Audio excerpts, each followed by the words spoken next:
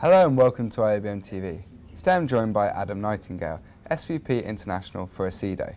Adam, welcome to IABM TV. Thank you, good afternoon. Can you start by telling us about Accedo? Sure. Accedo is a company specialising in the design and build of the user experience for TV platforms.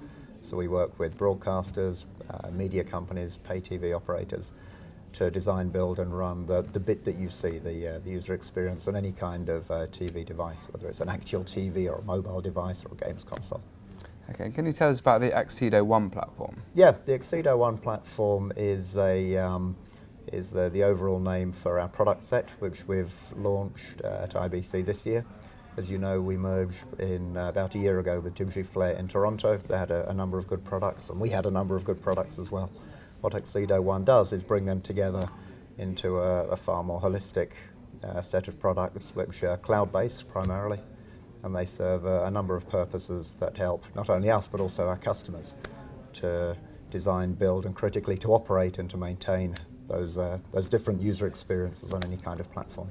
So they include analytics, monitoring, measurement, testing and a variety of other core capabilities.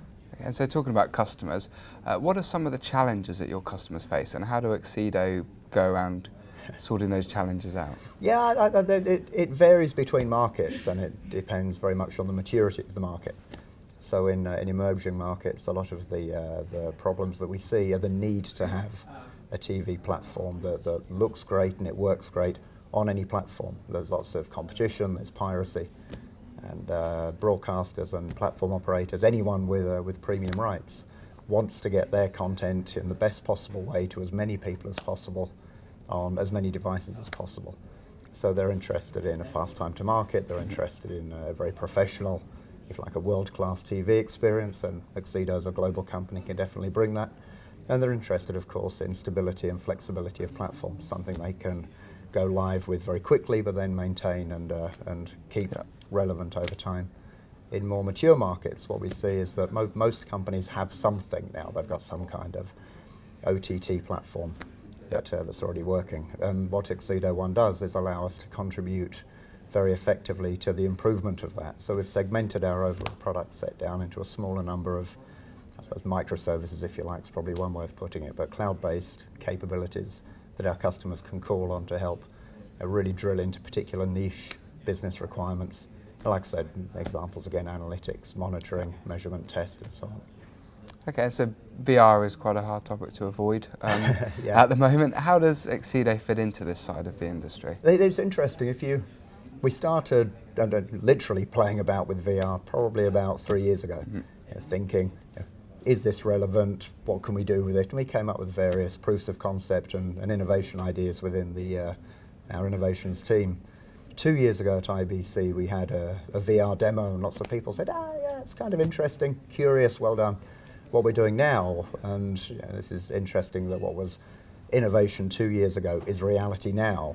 So we've got our first live customer, which is Magenta Music 360 service from Deutsche Telekom, or Telekom as they're known, which is running a live concert service with VR headsets. Okay. So we're working with Nokia, with AWS Elemental on that, and it's a fantastic service. It looks good, it's interesting, it's very innovative, and I think as a tool for experimenting with what will be a very popular consumption method in years to come, it's a perfect way of doing it.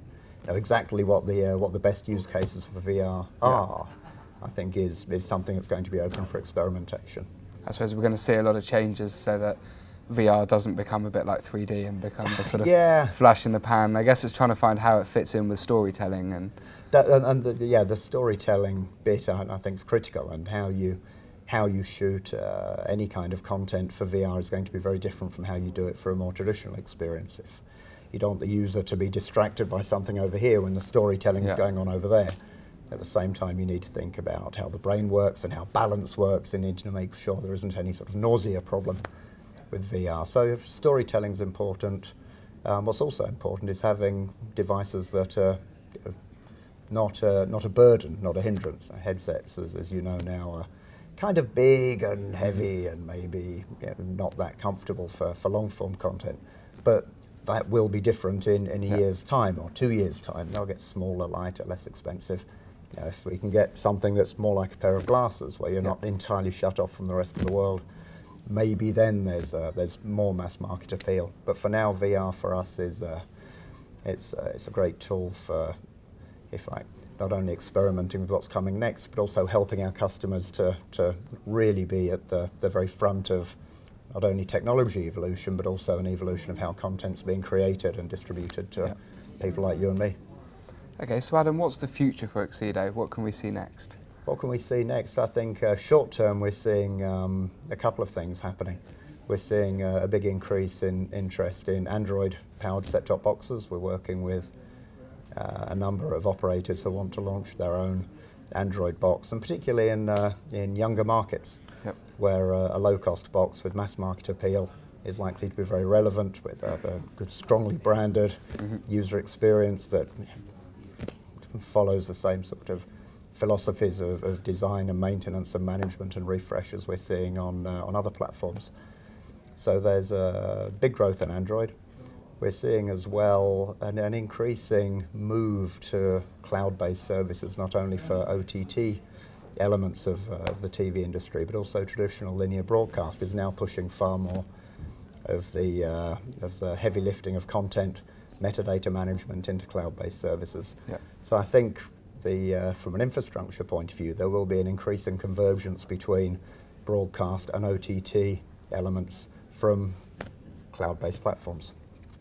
Okay, well Adam, thank you very much for joining us. It was a pleasure, thank you. You can find out more at accedo.tv.